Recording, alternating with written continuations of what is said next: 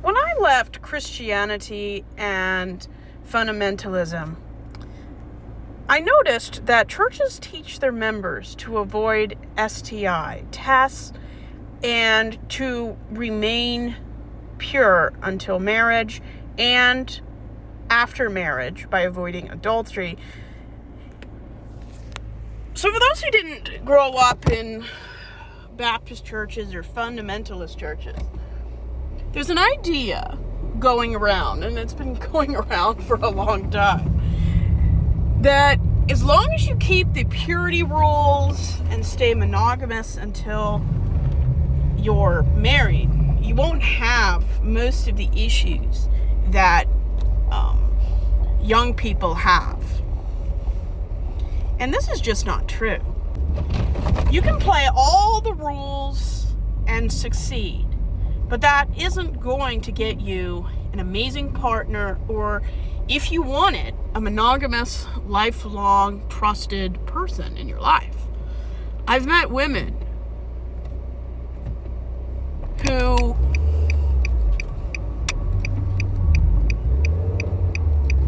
waited their entire life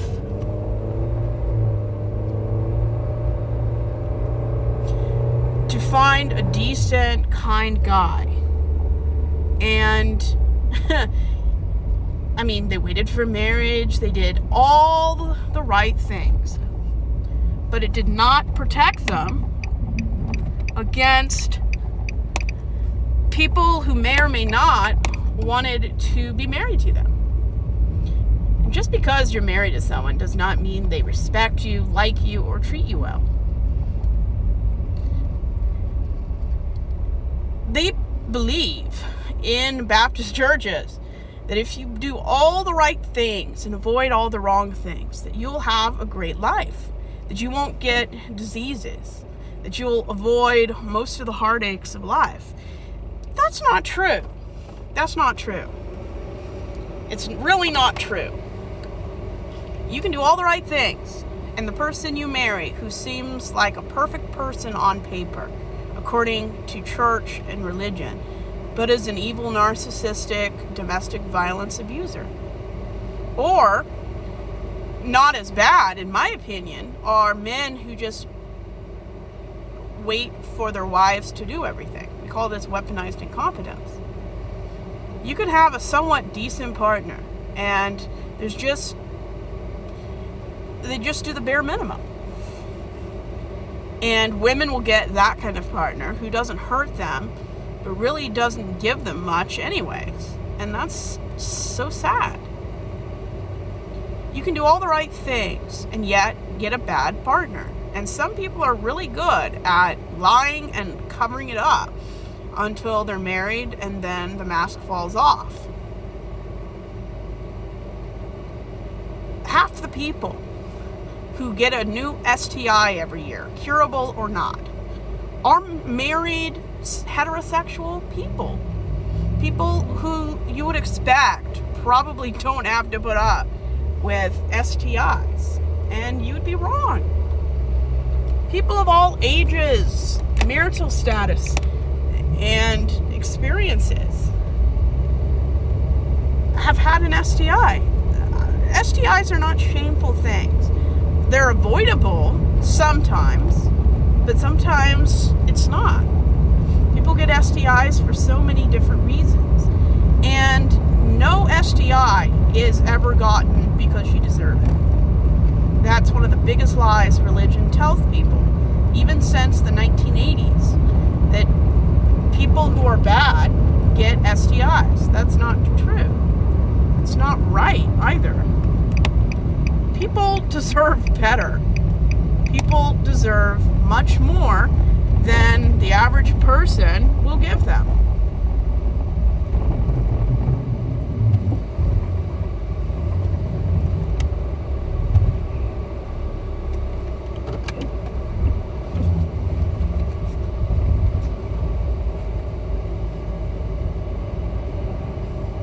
And we need to do a much better job teaching people the best kind of partners, what they look like, what healthy partners do.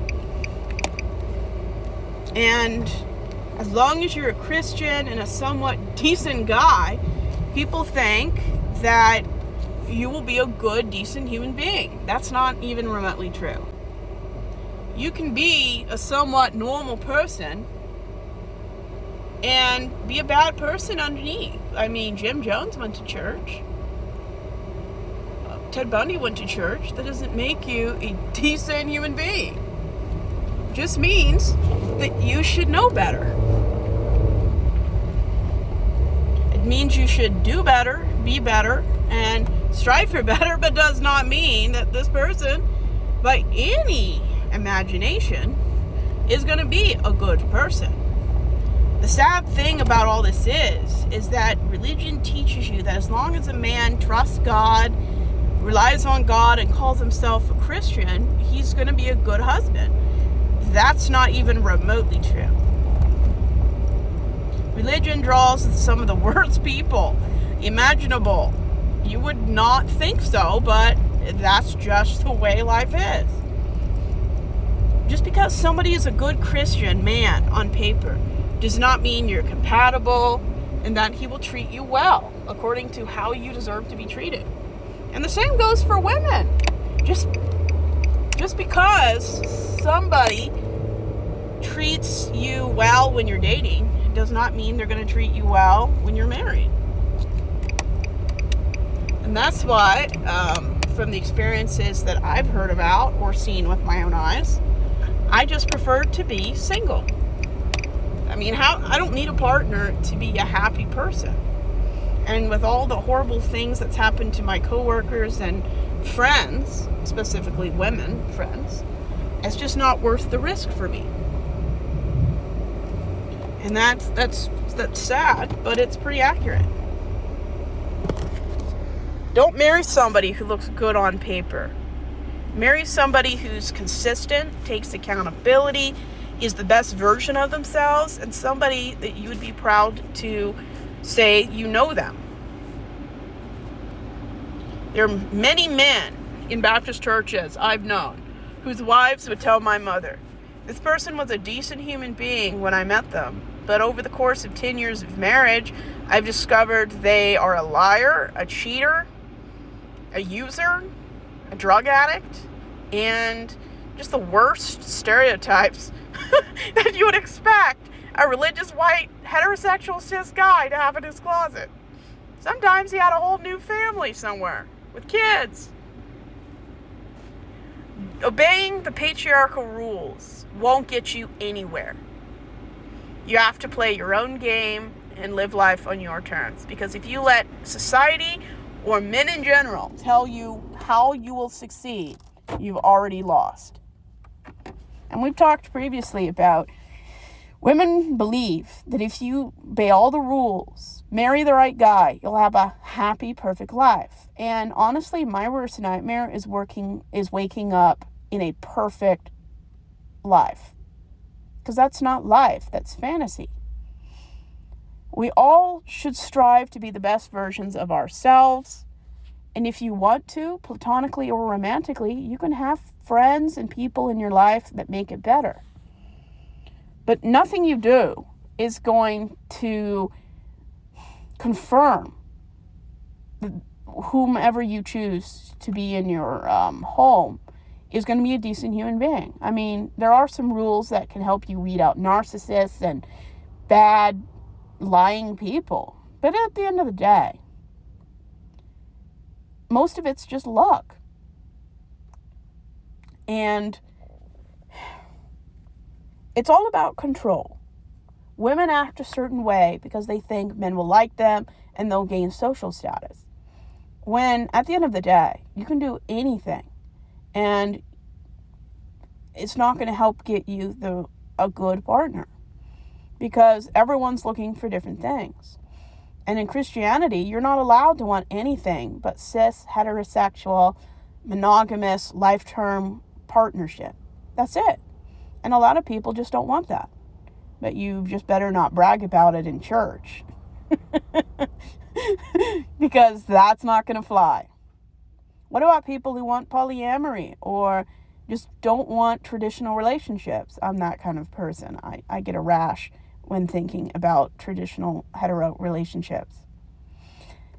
Live the way you want to. But if you have to conform and lose part of yourself, of what you want and need to gain something, the sacrifice won't be worth it.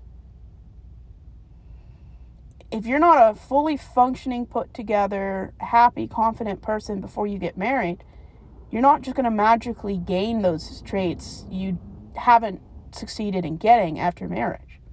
And if you get married to a terrible person, you might lose whatever self-confidence you have. And I've known a few of those people.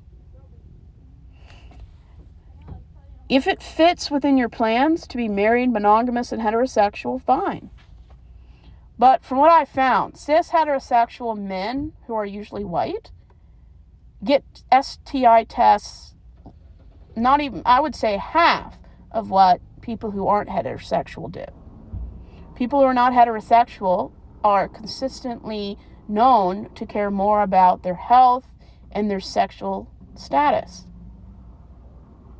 They're going to know they have a disease twice as likely as someone who's cis and heterosexual. Gay people just consistently care more about their STI tests than any other group. And if someone doesn't know their status, I lose all arousal. Because if they don't know, I don't want it. That's why we educate our kids. We educate people we care about. If you haven't had a test in the last 6 months, get on that. Because half the time, your partner is probably not being faithful if that's the kind of relationship you've signed up for. Half of the people in marriage get cheated on. And even if you're happily married, at least once a year, get tested. You can find out some really interesting family secrets by getting tested. And nothing and no rules you adhere to are going to get you the perfect life, the perfect partner, the perfect family. It's just a lie that straight culture puts up in the faces of everyone who wants the American dream. But at the end of the day, in order to believe in the American dream, the happy 2 kids, white picket fence in suburbia America, you have to be asleep in order to believe a dream.